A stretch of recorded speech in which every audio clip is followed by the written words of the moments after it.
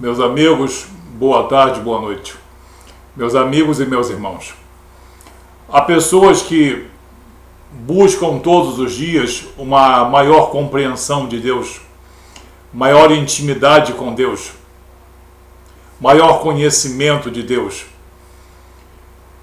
Como diz o profeta Oséias, no capítulo 4, versículo 6, o meu povo está perecendo porque lhe falta conhecimento. Sim, falta conhecimento de Deus, falta intimidade com Deus. Enquanto muitas pessoas buscam a Deus, a Jesus e ao Espírito Santo, mediante as orações, a santificação e a palavra revelada, muitas pessoas parecem que estão insatisfeitas com Deus e buscam outros deuses, deuses confeccionados com todo tipo de material, deuses que não são deuses, deuses que não têm um sopro de vida dentro deles. Nada podem fazer a não ser iludir a muitas pessoas ingênuas nesse país. Nós já vamos explicar de que nós estamos falando. No profeta Jeremias, no capítulo 2, a partir do versículo 11, Deus fala o seguinte: houve alguma nação que trocasse os seus deuses, posto que não eram deuses? Ou seja, já houve na face da terra alguma nação que cometesse o absurdo de trocar os seus deuses, que nem deuses eram? Todavia, o meu povo, o povo eleito, o povo hebreu, o meu povo trocou a sua glória por aquilo que é de nenhum proveito.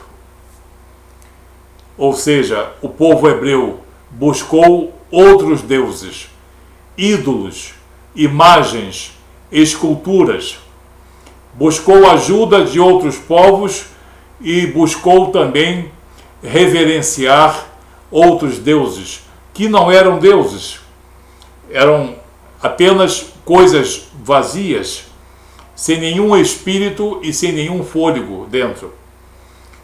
E no 13, numa passagem que muitos já conhecem: porque 2 males cometeu o meu povo, a mim me deixaram o manancial de águas vivas, e cavaram cisternas rotas que não retêm a água. O que Deus está dizendo aqui?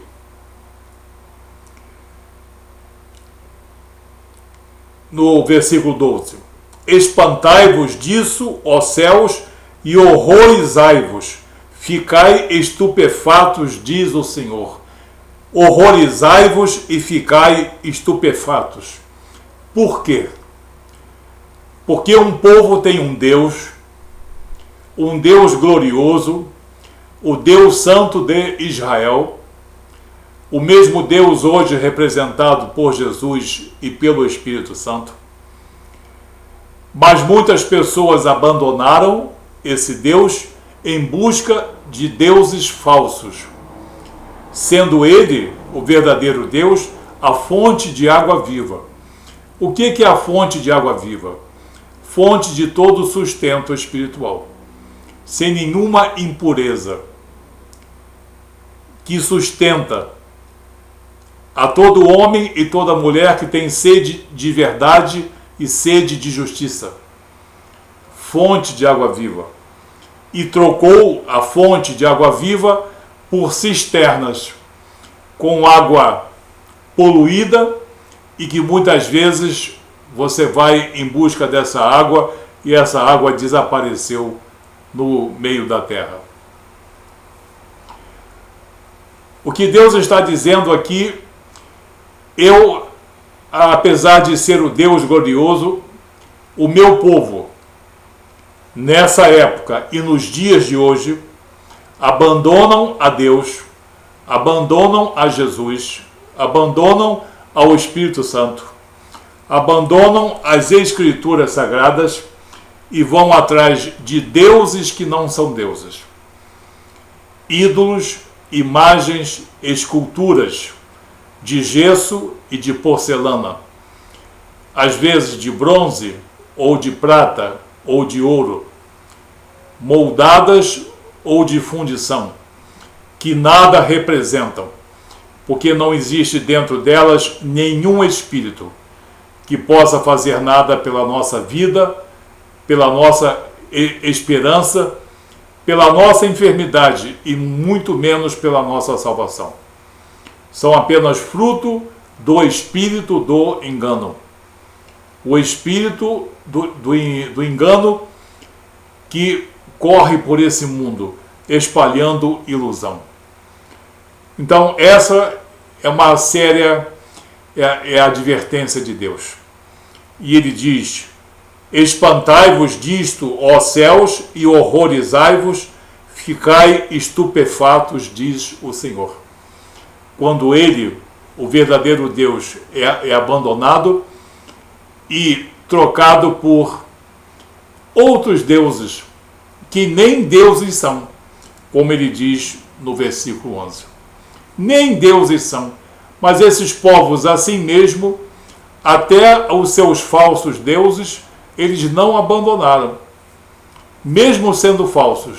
Agora eu, que sou o Deus da glória, eu que sou o Deus criador e verdadeiro, eu que vos mando Jesus Cristo e o Espírito Santo, sou abandonado, eu, a fonte de águas vivas, e sou trocado por cisternas rotas que não retêm água. Isso aqui se discerne espiritualmente, dizendo que somente o Espírito de Deus, presente em Jesus e no Espírito Santo, é capaz de salvar, é capaz de nos trazer esperança, de nos trazer salvação, de nos consolar, de nos fortalecer em todos os momentos de nossa vida. Mas quando homens e mulheres acham esse Deus insuficiente, talvez fraco, talvez longe, porque não tem intimidade com Deus, não tem conhecimento de Deus, e vão buscar imagens de gesso e de escultura, aí a coisa fica bastante feia, como nós vimos aqui.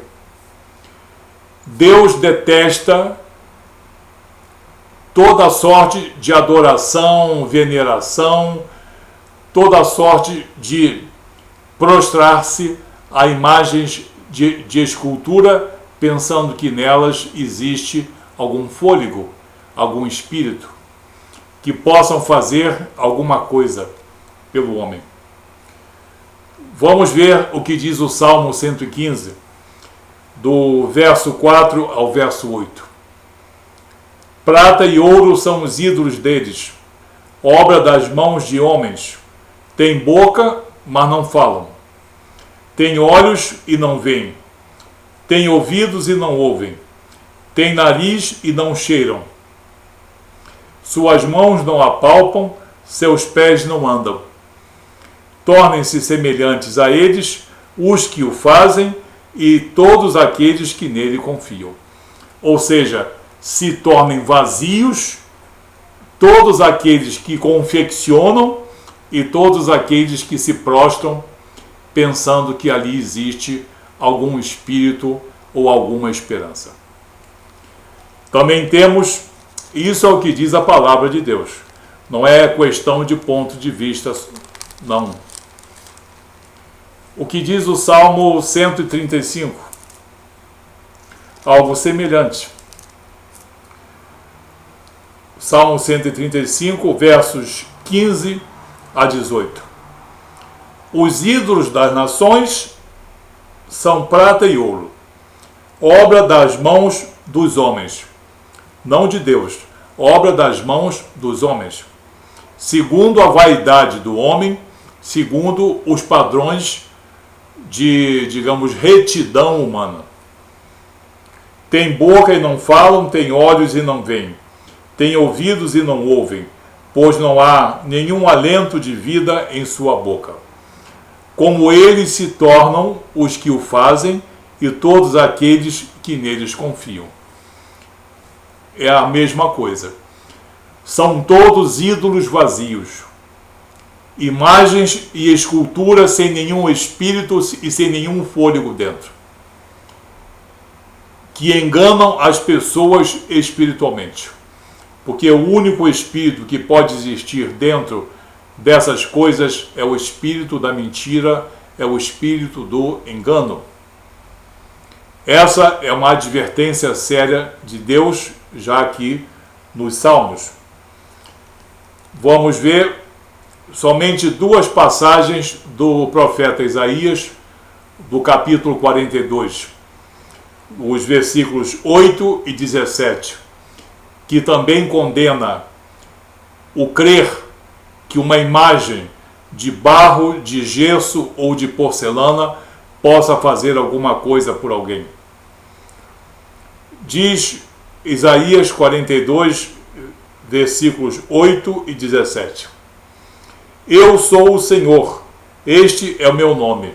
A minha glória, pois não a darei a outrem, nem a minha honra às imagens de escultura. No 17, tornarão atrás e confundir-se-ão de vergonha os que confiam em imagens de escultura e as imagens de fundição e dizem, vós sois nossos deuses. As pessoas não dizem isso de modo claro, mas de modo mascarado, com os seus corações corrompidos e o seu entendimento corrompido. Nós vimos assim uma condenação clara e veemente à prática da idolatria. Eu acho interessante isso que eu disse no começo. Tantos homens e mulheres se santificando, se consagrando, buscando uma intimidade com Deus, que exige de nós algum esforço moral, espiritual, leitura da palavra, conhecimento da palavra, discernimento da palavra de Deus. Mas outros fazem justamente o contrário. Abandonam o verdadeiro Deus, o Deus da glória, e vão buscar uma pressuposta esperança em pressupostos deuses que não existem, não têm poder, não têm nada que possam oferecer. Qual é a resposta de Deus para isso? A condenação. Fique atento a isso. Não se deixe iludir pela idolatria, coisa que está roubando o entendimento de milhões de pessoas nesse país. Satanás muito se agrada desse engano, mas Deus não quer que isso continue. Que cada homem e que cada mulher analise o seu entendimento e a sua conduta e veja se está fazendo de acordo com a vontade de Deus ou com a vontade do príncipe desse mundo.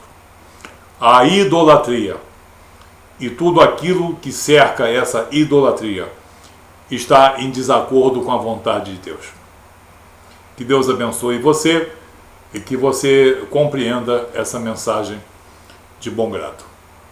Muito obrigado e Deus abençoe.